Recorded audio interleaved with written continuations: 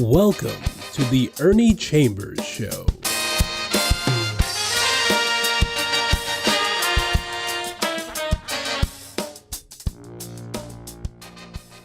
Brothers, sisters, friends, enemies, and neutrals.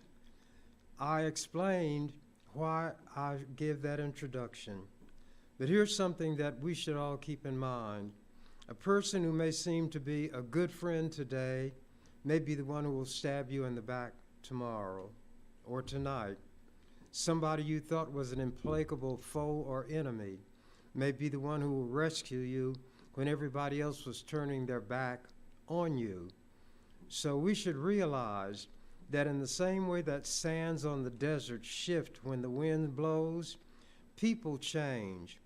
The characteristic that applies to everybody, saint, sinner, fool, wise person, is change.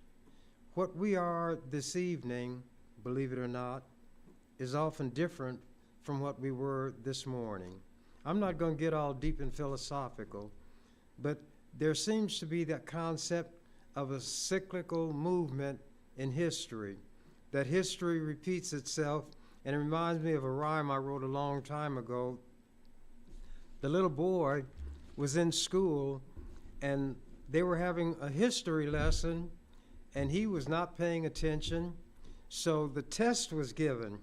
And again, he was just kind of doodling and tapping his pencil, and finally the teacher took him aside. She said, "Johnny," every little boy in a joke is named Johnny. "Johnny, we're going in the cloakroom. We have to talk about this." When we were having recitations today, you were not prepared when we came to history. I thought maybe you would take from that the awareness that you needed to study. So now comes the time to take the history, and you're not doing anything. You're not writing anything. "Why is that, Johnny?" He said, "Well, teacher, I heard everybody say that history repeats itself, so I thought I'd just let history tell its own story, because history would get it right." All that comedians do is take something that is very ordinary and dress it up in different clothing. And people know that issue that is the subject of the joke, but they never would have made the joke because they think in a straight line. Comedians go in, out, roundabout, up, down, and hit you when you're not expecting it. I don't mean like Will Smith hit that guy. I'm not even going to call his name because it was so embarrassing and he probably wants to get over it. But that guy shouldn't have laughed or made a joke about Will Smith's wife's lack of hair, which was due to alopecia. Things may be cyclical or go in a cycle when it comes to history. What happened 10 years ago may have happened 50 years prior to that. What I'm going to do is touch on what is happening to the Palestinians. I identify with them. The Palestinians had a country called Palestine, and European Jews running from the Nazis and discrimination in Europe came to Palestine, and to make a long story short, began to drive the Palestinians into less and less land until they took it over. There's a racist poem that's given about the Japanese, and you can apply it to what the Israelis did and are doing to a murderous degree to the Palestinians. How courteous the Japanese. He always says, "Excuse it, please," steps into his neighbor's garden, smiles and say, "I beg your pardon." Then he grins his friendly grin and invites his hungry family in. And then he gives his friendly bow, "So sorry, this my garden now." Naturally, white people fabricated that story. But sometimes when you give it in a proper context, it's not degrading or demeaning, but it makes a point about how some people view others unlike themselves. European Jews faced horrific circumstances during the Nazi regime. They were gassed, subjected to experimentation, burned, their bodies, and sometimes people were yet alive. They were made to kneel beside trenches, which turned out to be mass graves. Rather than learn from that and understand what it means to be oppressed, they flocked to Palestine. Didn't realize they were in somebody else's home, somebody who didn't stand at the border with machine guns saying, step across that line and you're dead meat. And now they are doing the Palestinians worse in some respects than the Nazis did the Jews. As I go through this, I want something to be kept in mind. The only ones who can be blamed for a wrongful act are the ones who did it. The worst thing in the world is to take the conduct of people who are a member of a group and judge the entire group by that small sampling that you have. I hate what the Jews are doing to Palestinians who are the ones doing it.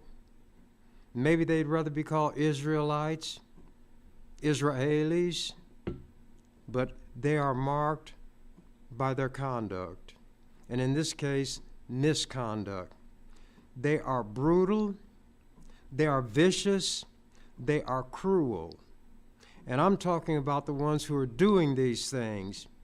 I don't care what a Jew in America may feel in terms of sympathizing with Netanyahu, who, by the way, has criminal charges pending over himself. There were demonstrations by hundreds of people, in some cases maybe thousands, because he wanted to undermine the courts and become an absolute dictator in the way that Trump hopes to do. And by the way, Trump is now selling Bibles. I'm not joking. He's selling Trump Bibles for $50. The gospel is for sale. Everything's for sale when it comes to you all's president, those of you who feel that the election was stolen from him. I don't want to be like water and spread all over the surface, but it's difficult for me to focus on one thing when there are so many things going on in the world, in this country, which merit discussion. But I'm going to try to put skid chains on my tongue, corral my unruly spirit, and focus on what I came here to talk about today. What must be kept in mind is that the Jews who are condemned must be the Jews who are doing that for which condemnation is given. We as black people, better probably than any other group, understand, but sometimes it's difficult to act on that when we watch what others are doing, that if Mr. A did something, don't mistreat Ms. B because she's near at hand. The Jews that I blame are the ones who are doing these things or facilitating these things that are being done that I will talk about. You could never get me to say, I hate every Jew. I hate every Italian. I hate every one of any group. Every person is responsible for his or her conduct. The degree of culpability is based on how deeply involved the person we're looking at is. Now, there can be fellow travelers, that's what they call people who are not out-and-out communists, but who had leanings in that direction, and all of them were hated. Suspicion was enough. Keep in mind that not every Jew, and I use that term to embrace all those everywhere in the world who call themselves Jews, even if it's only because they embrace the religion. Not every Israeli is involved in what is being done to the point where personal responsibility should rest on them. But Netanyahu is the one who is the evil person, and he indeed is evil. He is directing his people who carry guns. Remember this, by the way, a digression. Who has the tanks? The Israelis. Who has the armored vehicles? The Israelis. Who have the bombs? The Israelis. Who have the missiles? The Israelis. Who have the airplanes? The Israelis. Who are killing men, women, and babies? Israelis. The ones who do it and those who facilitate their doing it are the ones who bear the responsibility. But when there is a lot of anger, a lot of hostility, people don't make distinctions.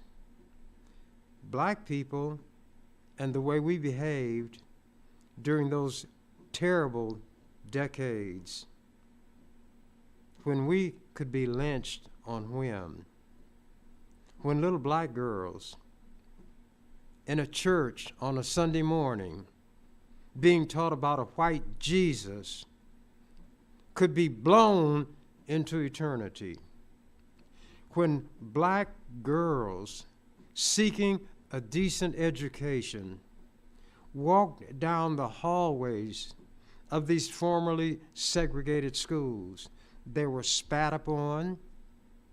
They would have stuff poured on them in the lunchroom by white people who were supposed to be the master race. And there were white adults who not only knew this, but joined in it. One of the most telling photographs is of this young black girl. She's clutching her books, and these ugly white people, faces contorted by hatred, screaming at her, the master race. One young black girl and this massive mob of screaming white people. You know the John Waynes, the heroes in mobs, they are unbeatable, one-on-one, and they are mice. We must have been portrayed and considered Superman, because to get one black man, they would always take a mob, always. And that mobbing spirit and instinct governs, by and large, the way black people are treated to this day. If you stay in your place, you're all right. But let me get to what I'm going to talk about. And I'm going to do some reading, and that will help control and corral my unruly spirit. These items that I'm reading from are from years and years ago, but they could be considered out of today's newspaper. This is the most recent one, and it's from July of 2020, 4 years roughly ago, in the World Herald. Israel must end its abusive policies and agree to justice for Palestinians. This essay by Douglas Patterson was signed by Patterson and the 16 other members of the Nebraskans for Peace Palestinian Rights Task Force, including leaders from local, academic, and faith communities. Israel's, quote, annexation of more Palestinian land is a crime, but it is in fact a continuation of Israel's crimes colonizing and terrorizing virtually all of Palestine since 1948, when the Jews influxed from Europe and took over. Excuse me. Moreover, it is a continuation of the vast European settler colonialism crimes that started in 1492 with Columbus and continued with Spanish, French, and English invasions of what conquerors would call the Americas. The United States claim of, quote, manifest destiny, unquote, in 1845 over all indigenous land is an odd parallel with the Zionist claims to Palestine a mere 50 years later. Begun at that time by Jewish Zionists in several European countries, the colonization of Christian/Muslim Palestine in 1948 lingers like the last European settler colonial project, genocidal, ethnic cleansing, daily oppression, terrorism, a disaster like all the rest. An entire people has been dispossessed of their land. Debate continues as to whether the very establishment of Israel was itself a crime. Its 20th and 21st century apartheid policies sustain that debate. However, with the proposed, quote, annexation, unquote, of a large portion of Palestine into Israel, we see yet another shockingly aggressive land grab by indicted criminal Israel Prime Minister Netanyahu and Imperial Israel. Excuse me. Indeed, the proposed seizure is state terrorism and reinforces the role of Israel as the region's leading terrorist state and serial violator of international law. Over 1,000 lawmakers from 25 European countries have warned Israel that, quote, acquisition of territory by force has no place in 2020 and must have commensurate consequences, unquote. But those consequences have not been forthcoming, and that's thanks to the United States, which is indeed a racist country, founded on racism, nurtured on racism, imbued with racism, racism taken in by babies with their mother's milk.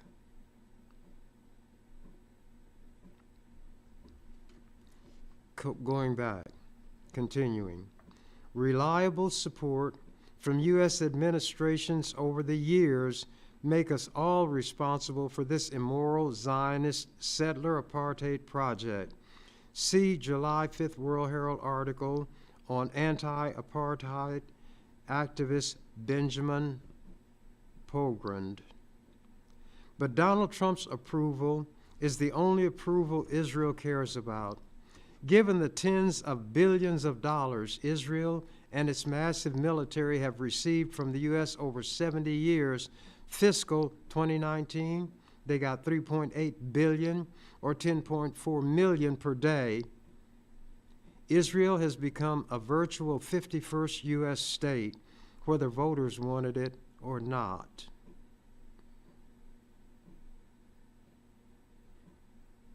I'm going to skip some of this.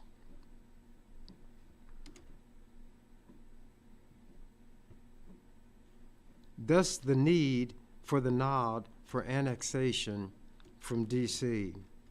Regardless, the imminent annexation raises many issues of conquest, not the least of which is the status and rights of tens of thousands of Palestinians in the seized land. The action is so ham-handed and hurried that a human catastrophe ever sought by Israel is possible. We members of Nebraskans for Peace Palestinian Rights Task Force urge all U.S. citizens to contact their representatives and raise your voice and try to get them to do the right thing. What I'm going to do is read from some items that I wrote over 20 years ago. This one in 2002. They appeared in Omaha Star. Nazi Israel, Palestinian Holocaust. Keep in mind as I read this, 20 years ago I wrote it. Anger, rage, fury, seething Palestinian anger combusts into flaming rage which settles into a cold, determined fury that will be satisfied by nothing less than bringing to Israelis what they have wreaked upon the Palestinians. Hear ye, all who hate President Yasser Arafat and the Palestinians and believe Israel can do no wrong should jump off the train right here. Those who forge ahead will find much they agree with, but are afraid to say or even think. My suggestion, around midnight, take a flashlight or candle to the attic, basement, or into a closet, shut the door, and read this column, then deny having seen it if anyone asks you. Quote, water can't quench the fire of love, unquote, and Israeli artillery, warplanes, tanks, bombs, and rockets cannot extinguish the soul-deep dedication that inspires young Palestinians to become human bombs, self-detonated in the midst of the enemy, slaughtering Palestinian civilians by the hundreds, as in the refugee camp of Jenin, destroying homes, schools, hospitals, water, and power lines, only deepens the fury, intensifies the dedication, fans hatred, and multiplies the number of lethal enemies of all things Israeli. The real axis of evil is America, Britain, and Israel. I say it again. The real axis of evil, that was a George Bush statement, talking about others, is America, Britain, and Israel. The question is, how long is the world prepared to continue tolerating the existence of the world destabilizing state of Israel, which was created and can only be maintained by American and British kill power and perpetual Israeli sponsored chaos in the Middle East? A decade from now, Israel may be no more. Obviously, that didn't occur. Palestinian demands are uncomplicated and eminently reasonable. The end of Israeli occupation/oppression and creation of an independent Palestinian state with freedom and security. Israeli goals are straightforward and eminently evil: to exterminate the Palestinian people and to draw America and Britain into an all-out war against Middle Eastern nations designated by Israel as its enemies. Brothers and sisters, what the Israelis are perpetrating against the Palestinians plunges the mind into turmoil as turbulent thoughts tumble against and clash violently with one another. They are troubling, mixed thoughts that mess with the mind. Some careen and dart like swallows. Others drift slowly and ominously like sinister vultures riding the upper currents of the air, surveying the earth far below. Still others are marked by the majestic soaring of the evil and the purposeful swoop of the falcon. How to write this column? There's so much I want to say, goes the song, but the right words won't come my way. Clearly, the Middle East presents a violence-rich situation, drenched and dripping with violence, fomented primarily by Israeli militarism and oppression. Can a reasonable person separate innocent individual Israelis from the collective Israeli occupier/oppressor who behaves toward the Palestinian people like a butcher dismembering the carcass of a slaughtered lamb? The part that always is sane and rational easily performs the trick, but is a different story for that part lurking in the deeper, shadowed caverns near the bottom of human nature, that sinister part that crouches warily in a darkened corner, teeth bared and muscles bunched, poised to spring. Keeping this beast in check, for it cannot be tamed, is a stern challenge. The V word. Racist America, and Nazi Israel have so much in common. During the civil rights struggle in the USA, the word violence was not used to describe racist depredations against black people, whether they involved blowing up little black girls in church on a bright Sunday morning or lynching black men in the dead of a warm southern night. Instead, the V word was reserved for black victims of racist violence who merely demonstrated peaceably against the violence and spoke of the right of self-defense. In Palestine, the unjustified Israel taking of a Palestinian life is not an act of murder. When an innocent Palestinian is killed, it is not a death. Murder of Palestinians is not violence. Stop, children. What's that sound?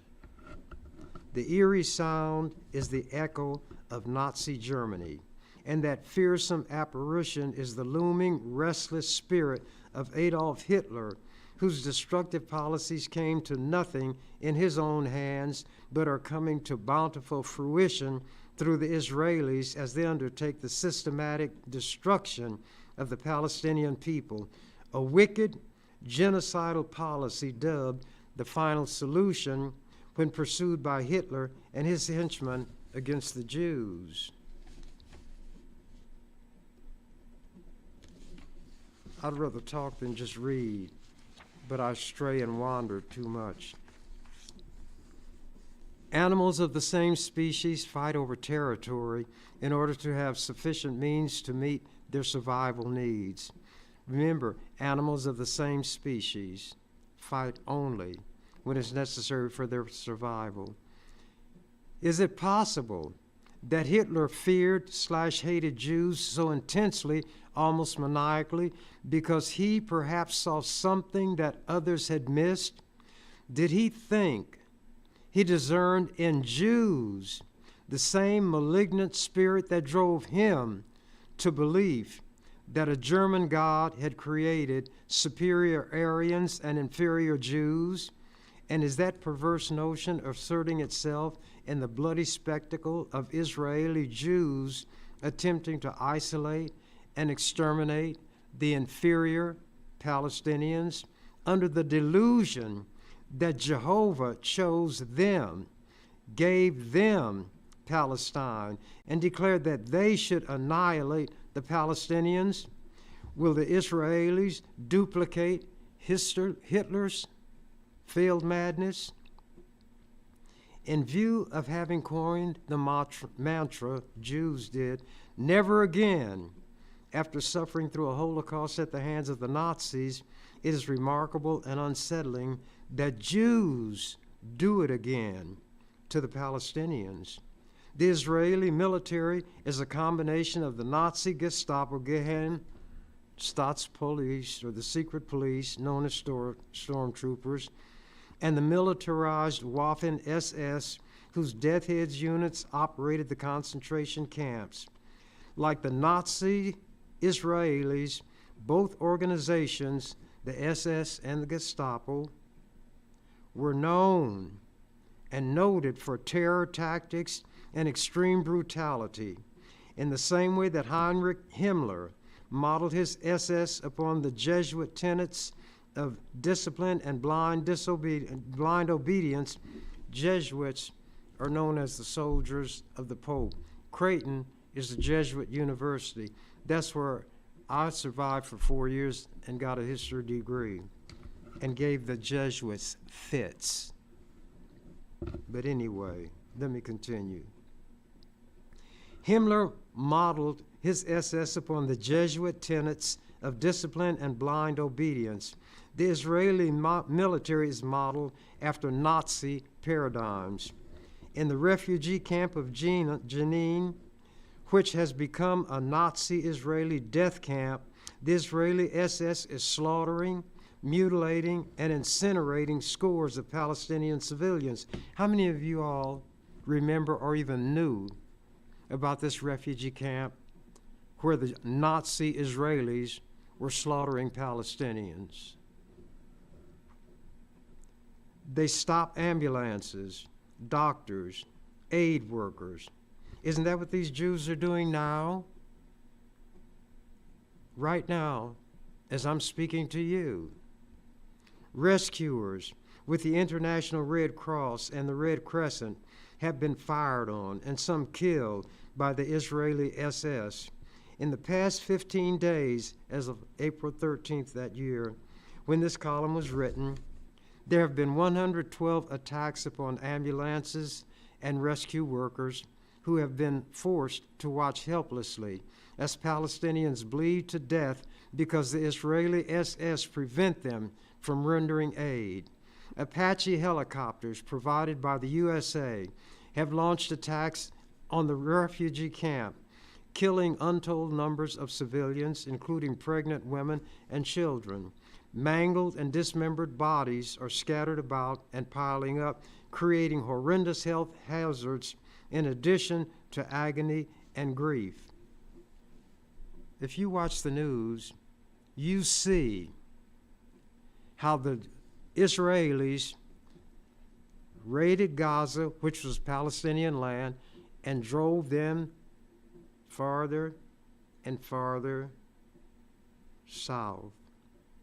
More and more people, over 1 million, are in a relatively small area called Rafah. And that's where Benjamin Netanyahu said he's going to launch a ground attack. Against whom? Who's there? Civilians, men, women, and babies. These Jews, God's chosen people, supposedly, the ones who want sympathy because of what they claim happened to them at the hands of the Nazis, and they're doing to Palestinians worse things than the Nazis did to them. And this country is backing it up. Biden, chicken liver that he is afraid to do anything. But finally, America did not block a vote by the UN Security Council unanimously calling for a ceasefire by Israel. But Netanyahu said that doesn't mean anything to him. And he'll give Biden the back of the hand. But without American support, money, weaponry, Israel couldn't exist. And we as black people have to watch this and relive through what's happening to the Palestinians, what happened to our forefathers, foremothers, men, women, children. And the crowning humiliation is to be stripped naked and made to be in public that way. And that's what the Jews are doing. They are doing things that Nazis didn't do to them. People need to have painted with broad strokes what is happening to the Palestinians in 2024, right under everybody's nose. And Americans sit back and watch.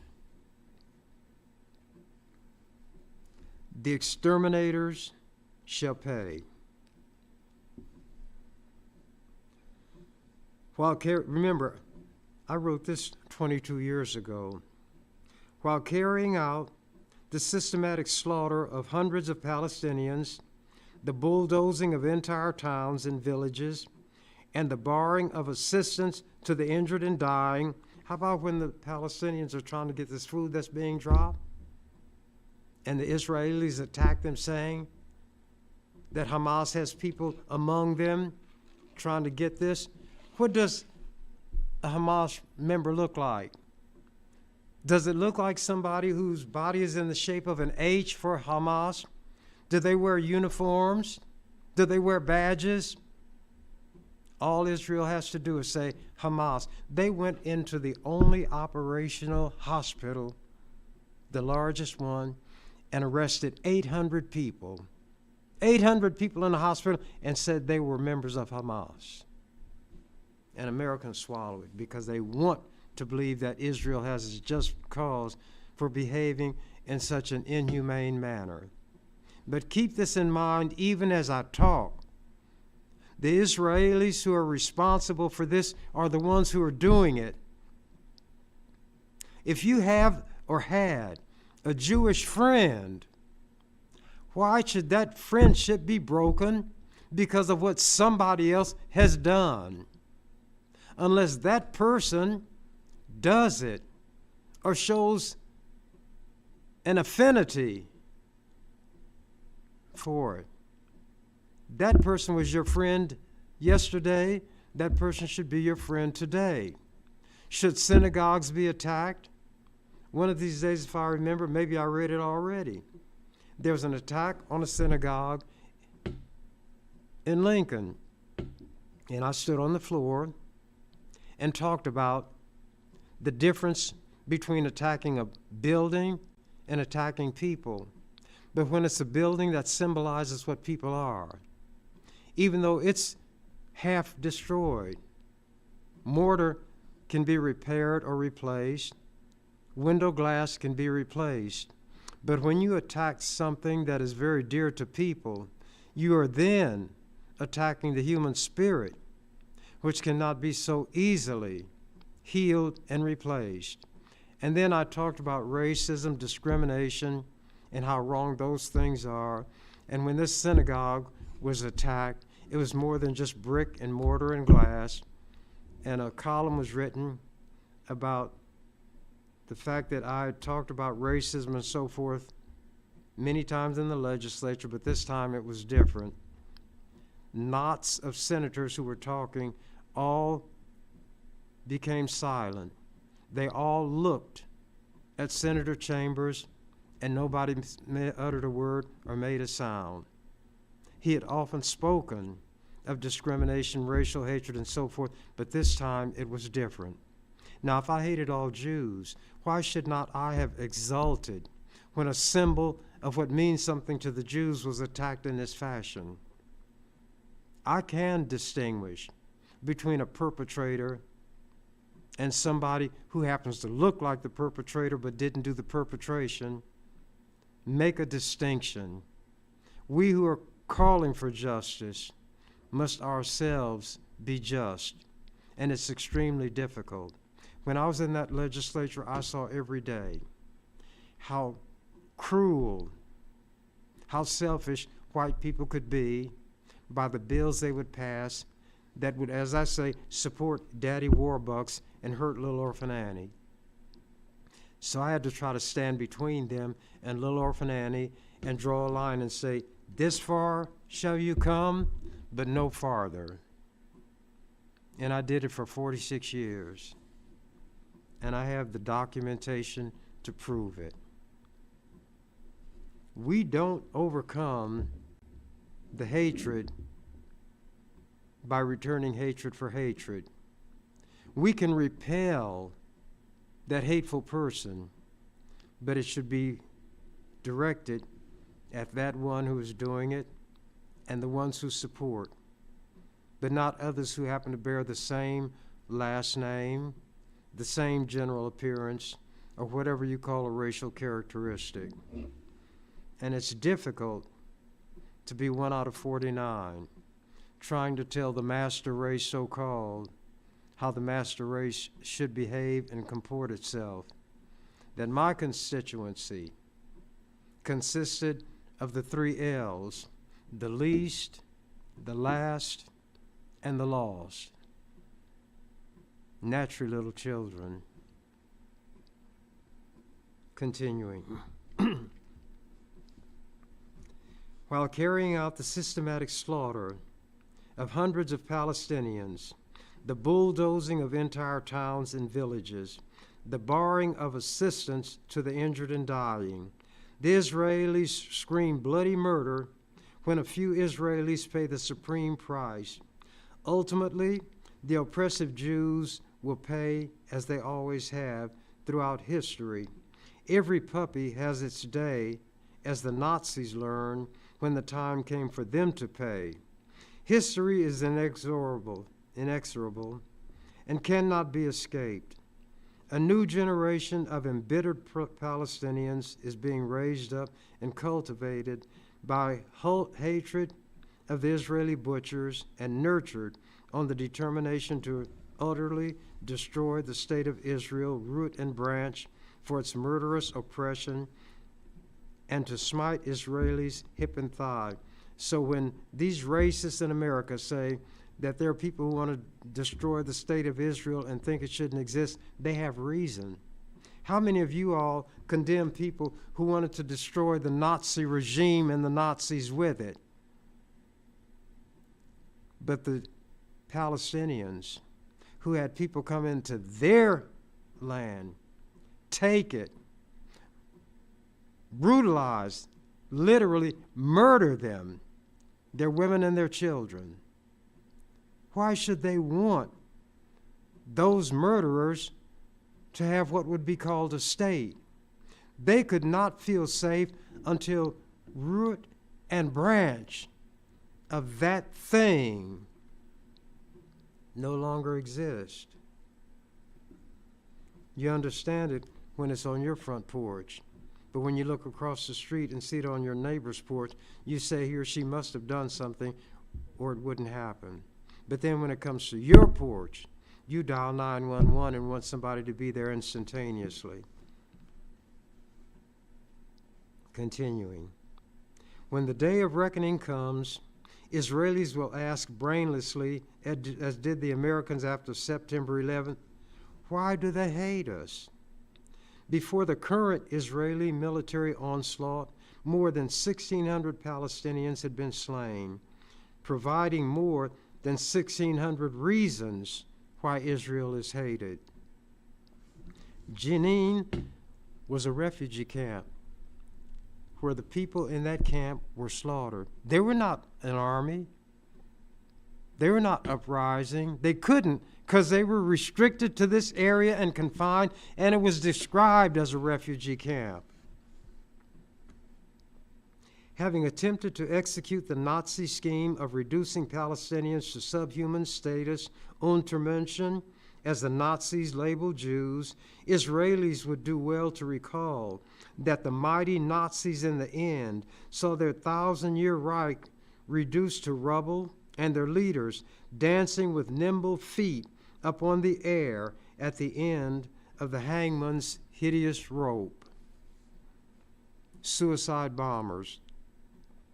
Do you recall the American suicide bombers who on September, and not that they were Americans, but it happened in America, who on September 11th crashed Flight 93 in Pennsylvania, because that plane was going to, maybe they were headed for the Pentagon or somewhere, but some passengers took it over and crashed it anyway. Do you recall the American suicide bombers who on September 11th crashed Flight 93 in Pennsylvania and by so doing took upon themselves the right to snuff out the lives of dozens of innocent passengers? Weren't they lionized as heroes because they committed suicide and killed other innocent people for a greater good? Israel perpetrated the current carnage in Palestine by unleashing horrendous kill power against civilians, but the tactic has not worked. The Palestinian spirit is not crushed.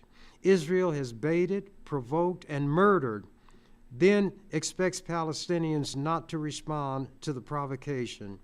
Predictably, Israeli provocations have spawned countermeasures, exemplifying the principle that every action produces an opposite and equal reaction. The Israeli invader/occupier is like a criminal who breaks into a Palestinian home, puts a gun to the Palestinian's head, and insists that the Palestinian has no right to order the criminal to leave or to try to expel him. Moreover, Palestinians are put in the position of the black man in the grim joke, who is buried up to his neck in sand by a racist mob, who then released an enraged pit bull on him. The only thing sticking up is his head. When the black man swiveled his head and managed to elude the lunging animal and fasten his teeth on its throat, the mob began beating the man about the head with clubs, screaming, "Turn the dog loose and fight fair." In other words, let the dog chew you up. Ariel Sharon's miscalculation. Prime Minister Ariel Sharon is a Zionist who cleaves to the notion that Israelis have a Jehovah-given right to slaughter Palestinians and steal their land, while Palestinians have a corresponding obligation to go along with the program and docilely allow themselves to be slaughtered without fighting back, as most Jews did during the Holocaust. So Sharon, the butcher of Israel, blusters and brags. This is why I hate to read. Brags to Israelis from his safe hideout, like Bush on and after September 11th, quote, "I will protect you from the Palestinians," unquote. "Oh, really?" respond the Palestinians, accepting the challenge. "We will reach out and touch you in the heart of your stronghold, Jerusalem." Boom. Palestinians deliver. Sharon cannot. Sharon's unremitting violence and provocations are deemed okay. Palestinian response is not. That is known as the double standard. I'm going to read some more of this as time goes on, but it's difficult for me to take the whole time reading it, and maybe nobody wants to hear it. But there are things that all of us hear that we don't want to, even when they might be for our own good. Somebody could tell me I've got cancer and this and that has to be done about it. My plugging up my ears is not going to change anything. I need to listen, find out what can be done to rectify the situation, and cooperate. That's what an intelligent person will do.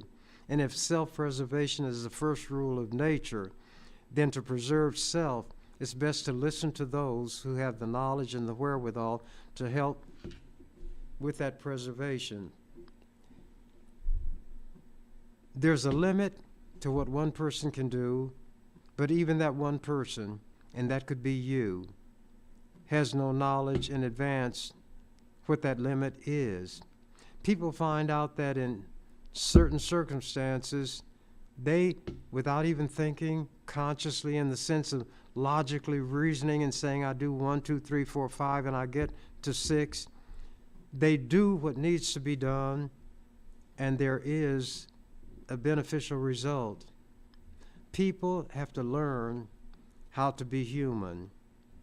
The definition that some people give of human is rational animal. To be rational means to be able to think, able to reason, able to make moral judgments, able to determine what personal responsibility and obligation are, and then be able to act in accord with what we know to be the right thing. Time and tide, as they say, wait for no man. My time is running out for this presentation. Some will be glad. Others have tuned out a long time ago. But what others do is not what determines what I do. That one that I always speak of, who's deep down inside of me, dictates what it is I'm going to do in disregard for and of whatever anybody else may say or do.